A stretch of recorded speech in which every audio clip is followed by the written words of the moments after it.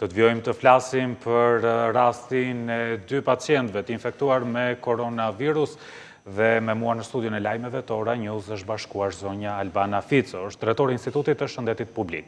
Faleminderit që jeni në Ora Neës, që gjetët kohën mes gjithë punës suaj për të mbajtur nga njëra anë personelin shëndetësor për të kontrolluar situatën në vend dhe për të informuar publikun nga ana tjetër. Spari faleminderit për ftesën dhe njëherë as i mendoj që në të morinë e punëve që ne bëjmë në situata të tilla, një pjesë shumë e rëndësishme është komunikimi me publikun, të cilën na e mundson media dhe në këtë rast Ora News. Faleminderit. Faleminderit juve, së pari sot në mënyrë të vazhdueshme është folur për rastin e 2 pacientëve, njëri në moshë të re, tjetri në moshë më thyer, pra është 54 vjeç në mos gaboj, si është gjendja e tyre? Ta nisim nga kjo. Atëherë, janë 2 pacientë të cilët kanë rezultuar pozitiv për koronavirus. Këto teste janë kryer pranë Institutit të Shëndetit Publik në laboratorin e virologjisë. Menjëherë me daljen e rezultateve të testet, këta pacientë janë shoqëruar për në shërbimin infektiv në Tereza. Natyrisht, ne nuk e lëmë me kaq, po pyesim për gjendjen e pacientëve, u relatua edhe në task force, pavarësisht se kemi pasur rinovim të gjendjes orë pas ore, janë 2 raste, njëri është kontakti i personit i cili ka ardhur nga Firenze me rrugë toksore, janë në gjendje të qëndrueshme në trajtimin mjekësor, gjenden në dhomat e izolimit. Raportimi i fundit është janë stabël, temperaturat e tyre po normalizohen, ndërkohë që vijojnë me ato protokolle që janë të rëndësishme dhe të paracaktuara për trajtimin në tërësi të kësaj kategorie smundjesh. Vende të ndryshme kanë qasje të ndryshme për të trajtuar pacientët.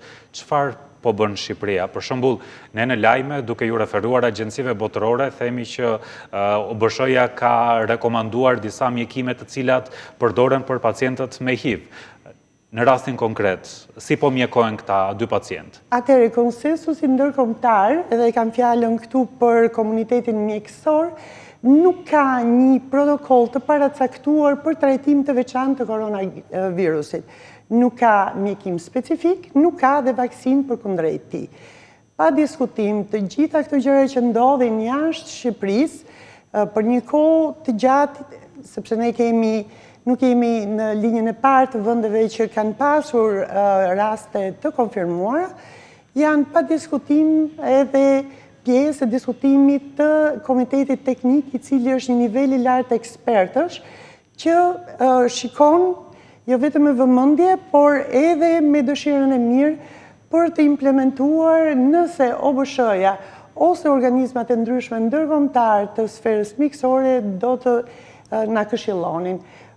Sot mund të themi që këta janë nën protokollin e trajtimit me të cilën trajtohet simptomatologjia e të gjitha atyre infeksioneve që janë të natyrës respiratore ose që prekin rrugët e mushkrive, sidomos ato të poshtme, protokollet të njohura me natyrë për trajtimin e këtyre smundjeve me natyrë virale. Dhe Shqipëria është e përgatitur për të trajtuar këta pacientë dhe i ka medikamentet e nevojshme? Pa diskutim, sepse po të themun disa emra, si që janë kortizonikët, antibiotikët e serive të larta. Me rëndësishme se sa emrat, e rëndësishme është që i kemi. E rëndësishme është që i kemi, por edhe njerëzit janë të njohur, sepse incidenca e smundjeve të natyrës respiratore nuk është lidhur vetëm me koronavirusin. Ne kemi gripin, kemi një sër, ne e quajmë në lingon ose në gjuhën tonë profesionale, paneli respiratore, i viruseve respiratore. Dhe ato i hasim zakonisht gjatë periudhës së gripit të shoqëruara ose jo. E qartë. Duke ju referuar edhe hollësive që ka publikuar Ministria e Shëndetësisë, pacienti që ISHP ka identifikuar si pacientin 0 ka hyrë në Shqipëri më 26 shkurt dhe është identifikuar dje 8 mars. Në këtë periudhë afërsisht 2 javë. Ka një parashikim se sa është numri i personave që mund të jenë prekur? Pa dashur që të spekulojme dhe që... Absolutisht, dhe unë besoj që ju mirëfilli pyetet atë që do të pyeste çdo njeri në të drejtën e vetë të informimit. Do të thosha vetëm diçka, që këto lloj sëmundjesh kanë një ecuri dhe karakteristikat e veta të zhvillimit, por edhe të hulumtimit e trajtimit të tyre, për ta bërë fare të thjeshtë. Së pari, në mënyrë të përsëritur, janë inkurajuar të gjithë qytetarët shqiptarë, të cilët kanë ardhur nga zona të caktuara, që të vetë deklarohen në rastet kur ata kanë problematika.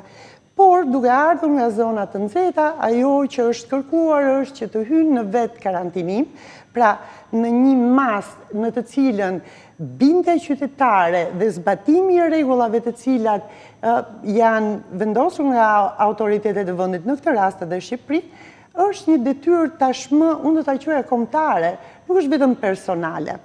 Është e vështirë të thuash saktësisht cili është numri i personave të prekur. Pse? Sepse për hir të vërtetës, në hulumtimin, në trajtimin, në radhë parë në kuptimin e këtyre sëmundjeve, në trajtimin e tyre i shumë i rëndësishëm është ai që quhet hulumtimi ose gjurmimi epidemiologjik. Është detyra jonë dhe po them e punonjësve të Shëndetit Publik në këtë rast, dhe të linjës së parë të përkujdeses shëndetësore, të cilët të marrin kontakt me këtë person dhe të marrin të gjitha të dhënat dhe informacionet e këtij kontakti për të kuptuar cili është rrethi ngushtë i kontakteve, që ne i quajmë rrethi i parë, cili është rrethi i dytë, dhe tani që po flasim, ne kemi identifikuar pacientin 0, le të themi, kontaktin e tij më të ngushtë, që është edhe një njeri i familjes, dhe unë për diskrecionin e këtyre personave, nuk do të tesha të përdorja emrat e tyre. Kemi kontaktuar një rreth të ngushtë që përbëhet prej 8 personash, kemi vijuar sot në mëngjes me një rreth akoma edhe më të gjerë. Kjo është një punë në vimësi dhe kjo punë bëhet me këmbgulje dhe me një lloj metikuloziteti të çuditshëm, sepse ligjet e Shëndetit Publik dhe trajtimi i këtyre situatave ka rregulla krejt të ndryshme nga ato kur një pacient shkon direkt te doktori. Por çfarë bëm?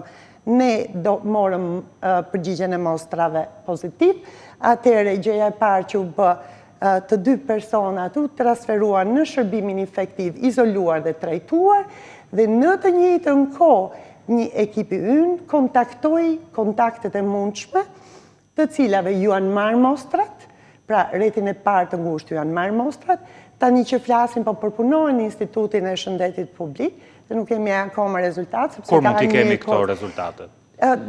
Do t'isha e matur në dhënien e një kohe, sepse arsyeja për të cilën e them këtë është shpesh, ne themi kur do dali. Në praktikën tonë mjekësore, ato dalin atëherë kur laboratori ne na ka dhënë një përgjigje. Normalisht, brenda 24 orësh të parë, ne duhet kemi ato rezultate. Dhe kjo kategori njerëzish është tani që po flasim, e vetë karantinuar, e survejuar në pritje të përgjigjes së këtyre ekzaminimeve. Nuk duhet harrojmë që njerëzit për të cilët ne po flasim, pra për këtë grupin e parë e më gjerë, janë njerëz që deri tani konsiderohen të shëndetshëm, sepse ata vetë nuk kanë shfaqur shenja të sëmundjes që, siç e kemi kuptuar kohët e fundit, një temperaturë e lartë, edhe po i përmend këtë më tepër për sensibilizim, një temperaturë e lartë, një kollë zakonisht të thatë, dhimbje e muskujsh, e më pas ne kemi edhe vështirësinë në frymëmarrje. Pra, dua ta them këtë sepse së bashku me një histori udhëtimi nga vendet të cilat në lingon tonë konsiderohen hotspot ose zonat e kuqe, nëse do t'i referoheshim zonat e nxehta mund të gjejnë kështu me emërtime. Kësaj situatës aktuale, është e rëndësishme që pacientët ose njerëzit që nuk ndjehen mirë të kontaktojnë me 127 të mos u drejtohen urgjencave për vetëm arsye sepse ne duam në këtë fazë, si në të gjithë qasjen tonë, të shmangim përhapjen e Dhe duket se këta 2 pacientë kanë zbatuar këtë thirrje të autoriteteve. Ata kanë njoftuar 127-ën. Absolutisht, dhe janë marrë nëpërmjet ambulancës së dedikuar, me personel, me mbrojtjen përkatëse dhe kanë shkuar pranë në spitalit Nën Tereza shërbim infektiv. Përbën një përparësi për Shqipërinë që ka identifikuar pacientin 0, e bëj këtë pyetje duke dëgjuar komentet në median italiane që e kishin mjaft të vështirë për të identifikuar kush ishte pacienti 0. Unë do të lija një eksperti, më ekspert se sa unë në këtë fushë, të bënte diskutimin ex cathedra, që do të thotë që ky 0-1 jep një avantazh përgjigjes. Unë nuk do të shkoja në këtë drejtim, personalisht e mendoj dhe besoj, vijojmë së bashku me grupin e ekspertëve, me specialistët e Institutit të Shëndetit Publik, në një drejtim të caktuar. Ne jemi të interesuar që të shkojmë hap pas hapi nëpërmjet atij plani që ne kemi bërë shumë herët në kohë. Unë, duke i qenë se vi nga mbledhja e task forces, desha t'ju sjellja ju planin në shqip dhe në fakt, jo vetëm që e kemi bërë, po e kemi bërë dhe në anglisht. Dhe duat ju them që ne këtë plan e kemi bërë herët në kohë dhe ka qenë një ndihmës shumë e madhe që në momentin një kalojmë nga faza 0 në fazën e identifikimit të pacientit, atëherë masat e ndërmarra pa diskutim përforcohen dhe këtu kanë qenë edhe sot në komunikime që nga kryeministri i vendit te ministri e shëndetësisë së bashku me ne një grup ekspertësh në premisat e Ministrisë së Shëndetësisë. Kështu që e vështirë ajo, por mbase do duhet një kohë tjetër, kur të gjitha gjërat, siç thonë amerikanët, when everything said and done, kur të kemi mbaruar gjitha. Pra tani jemi në fazën e parë të identifikimit të rasteve të mundshme. Ne kemi ardhur në fazën ku kemi tashmë një rast të konfirmuar dhe një kontakt të afërt të tij dhe ndërkohë po hulumtojmë të gjithë njerëzit me të cilët ka pasur kontakt të ngushtë dhe më distancë. Sot qeveria ka marrë ato që i quan masa paraprake për të kufizuar për hapjen e mundshme të koronavirusit, duke pezulluar mësimin, veprimtarit sportive kanë janë ndaluar fluturimet drejt veriut të Italisë. Erdhën këto masa në kohën e dur apo për shkak të përkeqësimit të gjendjes në Itali, ne duhet kishim reaguar disi më herët? Spari, unë do thosha që nuk merren masa për hir të përshkallëzimit të situatës në një vend të caktuar. Por nuk mund mohojmë që afërsia që ne kemi me Italinë dhe shkëmbimi shumë i madh i pasagjerëve, të cilët një pjesë e mirë e tyre janë vëllezërit e motra tanë që kanë vite që punojnë dhe jetojnë aty, por edhe familjarë të cilët shkojnë dhe vizitojnë në periudha të caktuar. Kemi dhe një komunitet të madh italianësh në Tiranë. Absolutisht, po jemi shumë më tepër shqiptarë, në Itali prandaj referohem, mbas jam dhe pak parciale, dua të flas për shqiptarët, për ne. Po desha thosha që jo, nuk e mendoj këtë gjë, sepse thash edhe një herë, këto nuk janë vendime ad hoc. Pra, po ta lexosh këtë plan që unë kam këtu, e kupton fare mirë që kjo nuk ka lidhje se si u përkeqësua gjendja në Itali. Ka një orientime në kohë reale të Organizatës Botërore të Shëndetësisë dhe Qendrës për Kontrollin e Sëmundjeve Ngjitse që është ISHP. Ka një komitet teknik dhe një task force që mblidhet ju mbase edhe jeni dëshmitar të faktit që jemi shumë prezent në media për të qenë transparent në ndihmës të reduktimit të panikut njerëzor, do të thosha jo. Ne kemi marrë ato masa që duhen marrë për sa i takon situatës në të cilën gjendet Shqipëria. Dhe pa diskutim, do të thosha që ka disa masa të cilat ne i kemi adresuar për kundrejt asaj çka OBSH-ja kërkon. Për shembull, një nga masat është ne gjejmë njerëz që thonë të mbyllen kufit, po ndërkohë kur nuk është orientuar asnjë shtet i botës, edhe kur Hunani, ky Hubei u karantinizua i gjithi, asnjëherë OBSH-ja nuk rekomandoi mbylljen e kufive, se ka histori bota, ne nuk fillojmë me COVID-19, s'fillon sot, s'fillon në Shqipërinë për më tepër, dhe ne kemi pasur murtajen, kemi pasur griprat të tmerrshme, kur nuk kemi pasur as poste kufitare, kur nuk kemi pasur as trena, dhe ndërkohë kam pasur një përhapje të caktuar. Ajo që çka dua të them është, ne jemi konkord planeve të të miratuara herët në kohë, të updateuara, të përditësuara në raport me çka vjen nga komuniteti ndërkombëtar, në këtë rast dy organizma si OBSH dhe ISHP-ja, se në fund të ditës ne jemi pjesë e tyre. Dhe ne nuk mund të jemi pjesë e tyre për atë çka ne duam, dhe nuk mund të jemi pjesë e tyre, dhe nuk mund mos jemi pjesë e tyre kur ne këshillohemi që të shkojmë në një drejtim të caktuar.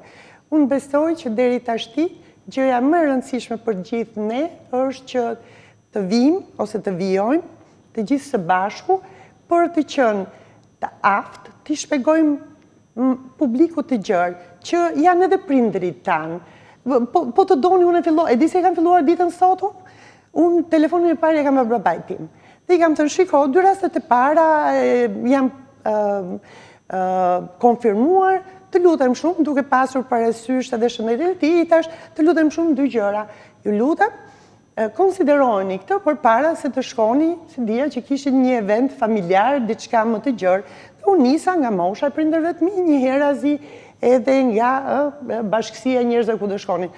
Pra, si të thuash në Ju këtë bëjmë pikë, thirrje më të moshuarve të mos socializohen, ndonse socializimi është pjesë e rëndësishme jetës së tyre të përditshme, të mos dalin në përparqe, të mos shkojnë tek kafja e lagjes, të mos dalin për të luajtur domino. Jemi ende herët. Jo, unë para një herë nuk është bardhëzi situata. E qartë. Së dyti prindrit tanë ti është e sigurt që din të sillen më mirë se sa brezyn, sepse ka kaluar disa epidemië, si me çështjen e tërmetit. Ai që ka kaluar 79-ën e dinte se si dinte të organizoheshe post 26 nëntorit. Unë do të thosha që në këtë rast të gjithë njerëzit të cilët kanë një moshë të caktuar, por kanë prekje shëndetësore dytësore, pra kanë një lloj problematike të tipit kardiovaskular, të diabetit, ose sëmundje të tjera me ulje të imunitetit, do të ishte e mençur që të bëne atë që ata bëjnë gjithmonë në periudhën e gripit. Prindrit tanë e din fare mirë që në periudhën e gripit ti je më i rezervuar, ti nuk bën, le të themi, darka në shtëpi, kështu me radhë. Në këtë fazë, unë do dëshiroja të gjithë të ndiqnin atë, le të themi, qasjen zyrtare, shumë e rëndësishme për të gjithë ne, duke filluar nga unë e para. Përveç lajmeve negative me cilat jemi të bombarduar, në fakt, gjatë këtyre ditëve, janë edhe ato teoritë e konspiracionit. Një prej tyre thot, me ngrohjen e motit, ky virus do ta humbi fuqinë. Cilat janë bazat shkencore për këtë? Tashti, e para, si që thash, kur çdo gjë të ketë mbaruar, do t'japim përgjigje dhe pyetje si ishim në avantazh për gjetjen e menjëhershme të pacientit zero, dhe e dyta, nëse jemi një vend mesdhetar me mot me diell, dhe këtë vit ne kemi pasur goxha diell, dhe po të shikosh parashikimin e motit për këtë javë, do të ketë dhe temperaturë 21-22, dhe këtë pyetje mua ma kanë bërë edhe këtu të dhome grimit. Aty unë do t'ja përgjigje dhe gocave të grimit, dhe gjithë atyre që e mendojnë që praktikisht ne mund të lehtësohemi nga ditët me diell.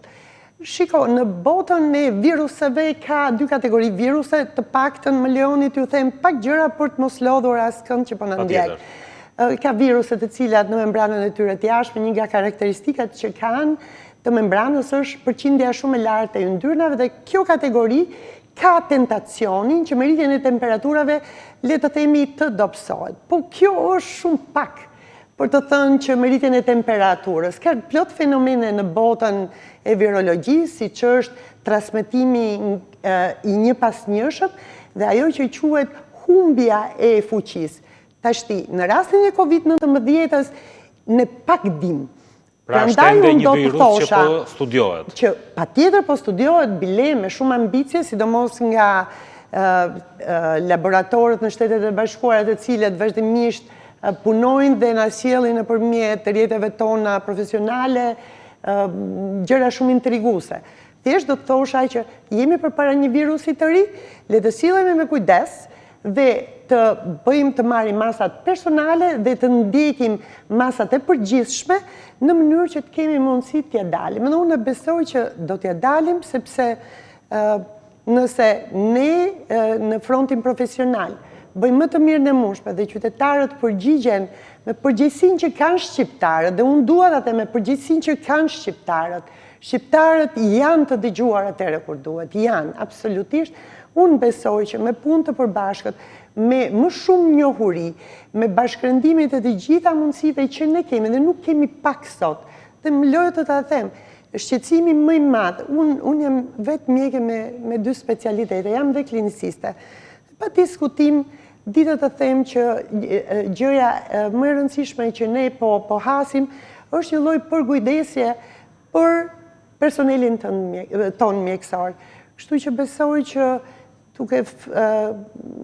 duke folur për masat e shtuara, duke folur për më shumë mjete të mbrojtjes personale, duke pasur më shumë para të alokuara nga qeveria në këtë rast, në dora e pari ishte rreth 1 milion e ca maska, $1 milion, sot jemi, siç tha kryeministri, përpara një alokimi të ri për 400 milionësh, të cilat të injektuara në këtë moment, në fushën tonë e bën ndryshimin. E qartë, dhe së fundi këshilla për ta parandaluar. Ne kemi dëgjuar metoda të ndryshme, ekspertët ose në mënyrë të vazhdueshme në media, kryesisht nga vendet që janë më të prekura, kemi dëgjuar lani duart sa më shpesh. Atëherë, nuk ka ndryshuar asgjë që nga ajo që quhet shkolla e vjetër e higjienës, dhe për të gjithë do të thosha që t'i kthehemi pas, ashtu si që kemi thënë shumë herë gjatë kësaj periode, larjes së duarve më shumë se 20 sekonda, ujë sapun, fërkoj mirë, nuk ka asnjë problem. Nëse kemi higjenë respiratore, teshtim, o do ofrojmë le të themi gropën e brylit, ose nëse kemi një facolet, asgjë më shumë do ta hedhim me një herë në një vend me kapak të mbuluar. Le të mbajmë atë distancën 1 metër, 1 metër e 20, 1 metër e gjysmë thuhet, sepse kjo është një sëmundje që transmetohet me sporkla, por mbi të gjitha të vijojmë, të ushqehemi mirë, brenda gjithë mundësive, jo të gjithë kanë të njëjtën mundësi, por jam shumë e bindur që po të kemi pak vëmendje në të përditshmen tonë, ne mund të vim drejt asaj që ne duam një ushqyerje më të mirë, një aktiviteti fizik, në ajër të pastër, hecjen, dhe mbi të gjitha le të shmangim. Dhe le të shmangim grumbullimet e panevojshme, nuk kemi përse të mos ju bindemi ose të mos bashkëzanojmë, do të thonë, dhe më pëlqen shumë kjo shprehje, se të bindesh është pak diktatoriale, bashkëzanim është kur të dy palët, komuniteti mjekësor dhe njerëzit nga krau tjetër, që janë prindrit tanë, janë bashkëshortët, janë miqtë tanë, janë fëmijët tanë, duke bashkëzanuar të dy, njëri me ekspertizën, tjetri me dashamirësinë, për të kaluar në të njëjtin udhë, unë besoj që ne me ngadalë, por pa diskutim në mënyrë të qëndrueshme, bëjmë hapa përpara dhe kjo është shumë e rëndësishme. Faleminderit shumë për kohën tuaj. Ju falenderoj për ftesën. Ishte kënaqësi.